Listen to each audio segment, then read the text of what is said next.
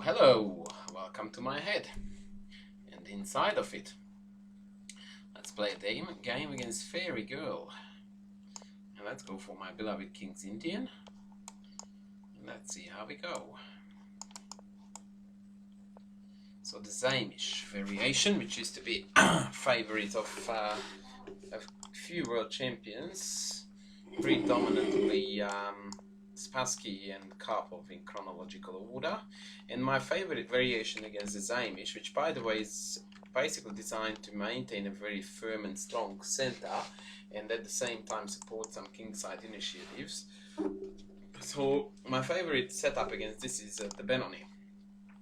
Basically we are going to transpose into the Benoni defense. And the first trick to be known here is that h6 is actually playable despite of this setup, because if bishop takes h6, I'll show you this.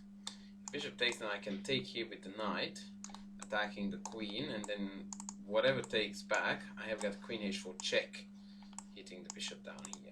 So he dropped back the bishop, and now the next stage of the game is a very tricky waiting game, really, which is a fight between these two knights, because the normal way to continue development is to put the knight in there, but knight d7 allows my opponent to play knight h3 and then drop the knight back to f2, where it stands really well. I will talk about that later why. So basically the rule is that I don't want to move my knight until he does his, because after knight e2 I'm more than happy to move out, and for the time being he can't go there because I will take him. And he doesn't want to move his until I put mine on d7, so we are now playing a waiting game. Now rook e8 is stock standard here, improving the position of the rook. Although I have to admit that sometimes the rook stands better on f8, because occasionally after the knight moves away, f5 is also a plan. And really, he doesn't really have any more useful developing moves, so he needs to touch the knight now. That is an exception to the rule, but I have got another useful move, which is here. And now my pawn is not hanging anymore, and occasionally I can use this pawn to hassle the knight when it comes out there. And I think that also needs to be noted is that his king is in the middle, so he really can't play this waiting game forever. So I really do expect him to play knight e2. By the way, the other benefit of playing rook a3 is that very often I play for b5 by means of playing my queen to a5, pinning the pawn. Imagine the rook was still on a1, and then play b5. With rook a3 the rook is guarded, so I can't go for that. The downside, of course, is that sometimes this rook becomes a little bit offsided on a3. Now I would expect him to either swing back to g5, which is a bit risky but doable, or just play knight e2, and then the game will continue normal course. Knight d7, knight probably then c1 actually, because he can't come towards g3 because h3, and then knight e5 jumps in. Fascinating. Joel is ahead of us. Folks, what do we know about Fairygirl, by the way? An Estonian player. Rightio. So yeah, knight e2 is definitely the way to go. The other mistake that players make a lot in this structure is that they play bishop d3. The bishop does not stand well on d3 for a lot of reasons. One of them is that it steps into this when on occasions I can swap it off. It also steps into c4 once my knight is here. Just in general, it's in a way of many things. So ideally, the best way, the most harmonic way to organize white spaces would be to put the knight here, the bishop here, and then castles. That's the ideal setup, but white can hardly ever get there. So most of the times he has to compromise, and very often actually in this line it happens that they put the knight here, then they put the bishop out, then they castle. And when I play h4, they drop the knight back to h1 and eventually land back to f2. So instead of getting to f2 in 2, they are even willing to do this route. And the reason why the knight stands on f2 so brilliantly well is because it guards e4 and it covers g4 too. And both of these facts mean that f4 can eventually be played. So now he's going to play knight c1. Opening up the bishop's path, knight e5. Looks logical. Yeah, let's go. And I'm expecting bishop e2 now. And this is the point when I'm a little bit unsure about whether it was a good idea to get the rook here or not, because, as I said, f5 is quite a common plan.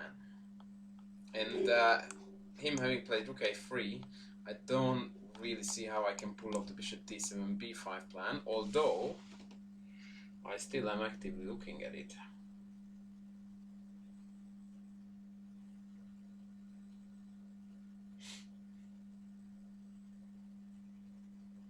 The other thing I really have to watch out for is that anytime I play bishop d7, h3 becomes very annoying with the intention of trapping my knight on e5, a very unusual case of trapping the piece in the center of the board. So let's see, bishop d7, h3, b5, which is a pawn sack. Take, take, knight takes, bishop takes, and my rook is hanging here. That's a bit annoying.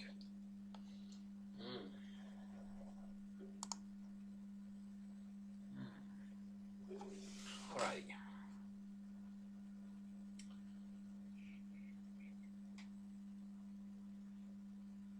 So maybe I will be a little bit more subtle, and I will start with rook b8. If, say, he castles, that's when I will play bishop d7, and then if h3, then I have got b5. So after castles bishop d7, he's likely to play a5, blocking off my b5 intentions, against which I still am going to play b5, en passant, queen takes, and then that will hang. So he played h3 already, because he doesn't want me to put the bishop to d7. So now f4 is constantly a hanging threat. Of course, at the same time, we have to admit that this is super ugly, and all these dark squares now are here rather weak, but I can't quite exploit that weakness yet.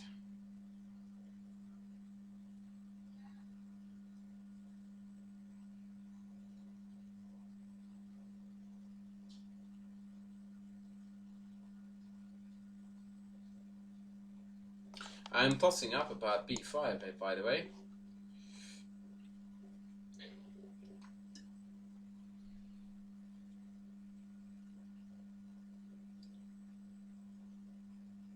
Queen a5, queen b4 is a motive, but I don't really like that, because very often I just end up with my queen being in trouble. So b5 takes, bishop takes, bishop d7, bishop takes, queen takes, and knight c4 is pending, and I seem to have enough compensation for the pawn. If b5 takes, knight takes, and it's becoming a bit problematic, because bishop d7, this is hanging. I can't seem to attack b5 again. Maybe queen b6, and then bishop d7.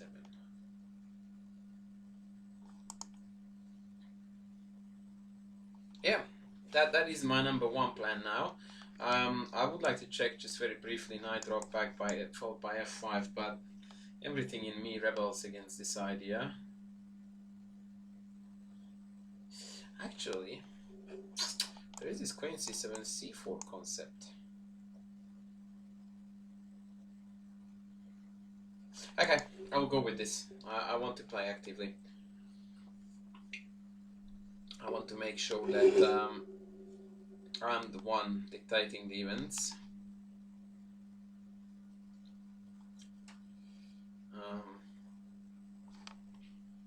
So yeah, let's just see what happens. I expect take, knight takes, but we shall see.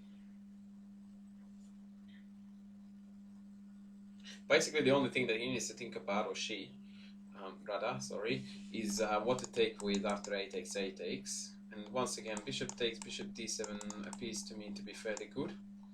And after knight takes, queen b6 followed by either bishop a6 or bishop d7 seems to be rather playable too. So happy days. Let's see what happens here. Knight to queen b6. I'm a bit reluctant to have the queen in the front. I would much rather have the queen back here and the rook up here, in which case actually b5 would already be hanging, which it is not now. but it will be after bishop d7.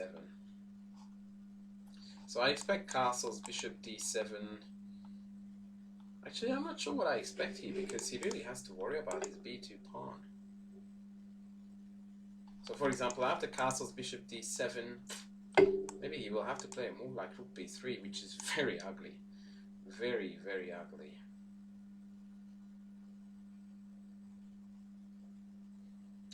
But I can't find a refutation of it for the time being.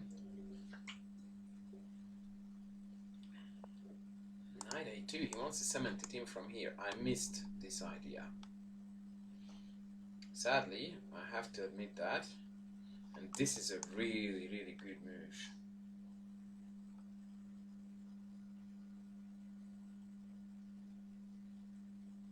This is really good. Especially because after bishop d7, knight c3, f4 is going to annoy me a lot.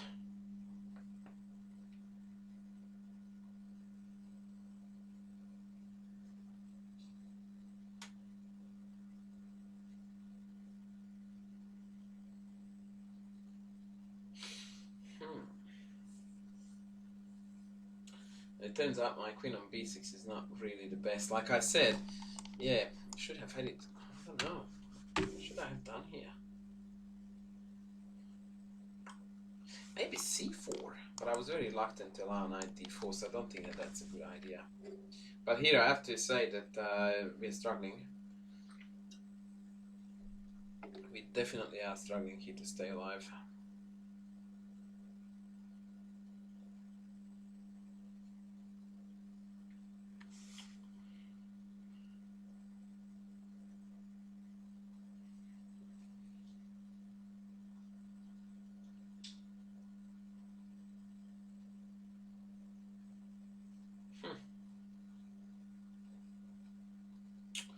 Nothing seems to work tactically. I'm looking everywhere and nothing is really going my way.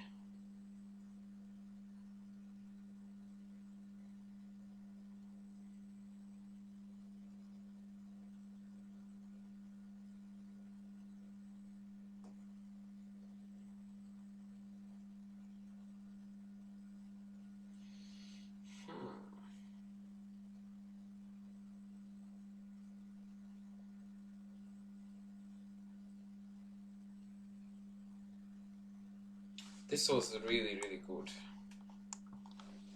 And I'm actually not entirely sure what I was then meant to do here.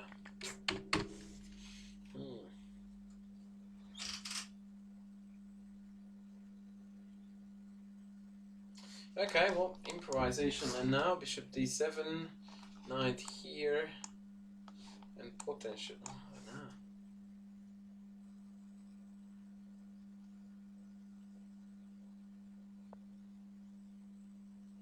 Yeah, I feel like I got outsmarted here, really, really hardcore.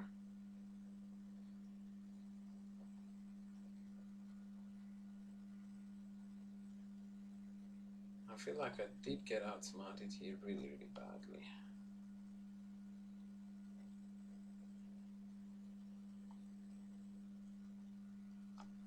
Okay, let's take this dude and I'll triple up on the B.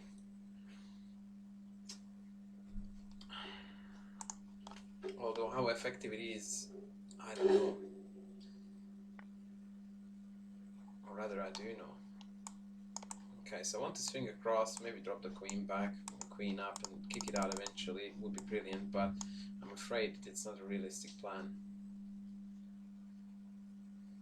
At least the good news is that f4 is no longer threatening because e4 is constantly under threat, or at least there will be tactics and complications involved there. But overall, I have to say that I got outplayed here. Quite nicely too.